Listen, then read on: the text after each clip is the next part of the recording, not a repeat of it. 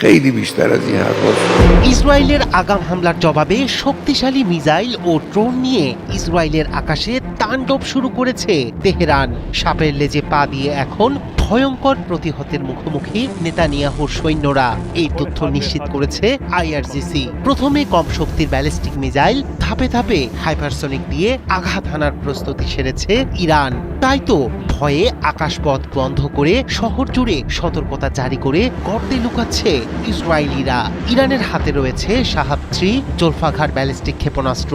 এরপরই আসবে ফাত্তা খোররাম শহরের হাইপারসনিক ঝড়, যা মুহূর্তেই মাটির সাথে মিশিয়ে দিতে সক্ষম ইসরায়েলের গুরুত্বপূর্ণ শহর ও সামরিক স্থাপনা। বিশ্লেষকরা বলছেন এসব হাইপারসনিক মিসাইল ফাঁকি দিতে পারে আয়রন ডোম ও ডেভিড স্লিং এর মতো প্রতিরক্ষা ব্যবস্থা। আমেরিকা ও ইসরায়েলের যৌথ হামলার পর চূর্ণ বিচূর্ণ করে দেওয়ার মতো পাল্টা হামলা শুরু করেছে ইরান।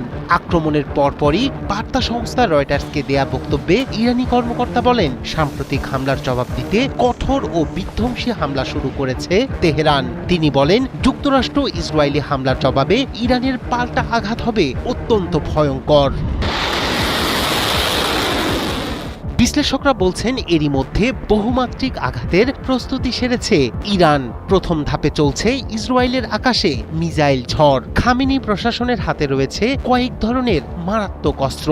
এর মধ্যে শাহাব-3 ব্যালিস্টিক মিসাইলের পাল্লা 2000 কিলোমিটার পর্যন্ত বিস্তৃত। ইসরায়েলের গুরুত্বপূর্ণ শহরে আঘাত হানতে সক্ষম এটি। রয়েছে ফাত্তা সিরিজের উচ্চগতির ক্ষেপণাস্ত্র, যা আকাশ প্রতিরক্ষা ব্যবস্থা ফাঁকি দিতে সক্ষম। এছাড়াও সুনির্দিষ্ট লক্ষ্যবস্তুতে হাই প্রিসিশন আঘাত হানতে পটু জোলফাঘার মিসাইল। ইসরায়েলের শহর এবং গুরুত্বপূর্ণ মিলিটারি স্ট্রাকচারে আঘাত হানতে ব্যবহৃত হয় এই ক্ষেপণাস্ত্র।